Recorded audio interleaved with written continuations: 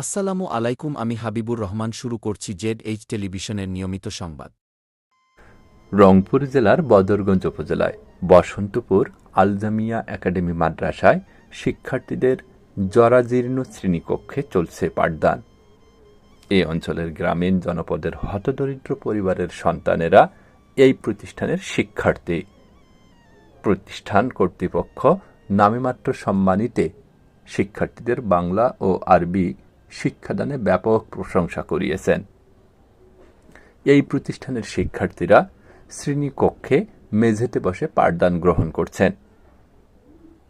এখানকার অভিভাবক ও সাধারণ এলাকাবাসী তারা দাবি জানিয়েছেন, জেলা ও উপজেলা প্রশাসন একটু সুদৃষ্টি দিলে প্রতিষ্ঠানের কিছু অবকাঠামো নির্মাণ ও শিক্ষার্থীদের বসার স্থান পাবেন, এমনটাই প্রত্যাশা করেছেন এখানকার এলাকাবাসী।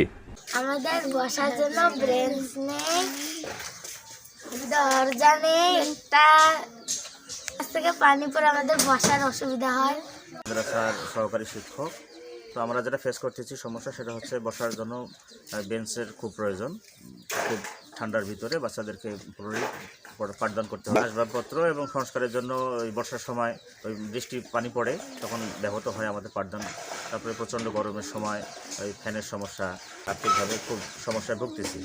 তো সরকারি কোনো অনুদান পেলে আমাদের পাঠদান ব্যবস্থাটা খুব সুবিধা হতো। আলহামদুলিল্লাহ, সম্মানিত জেলা প্রশাসক যদি একটু সহানুভূতির দৃষ্টিতে তাকাতেন আমাদের প্রতিষ্ঠানে, অথবা আমাদের বদরগঞ্জের ইউনো স্যার আছেন, যদি ওনারা একটু সহযোগিতা করতেন আর্থিকভাবে, আমাদের খুব উপকার হতো, প্রতিষ্ঠানে পাঠদান সহযোগিতা হতো। Nesaruddin Ahmed, news desk, ZH television.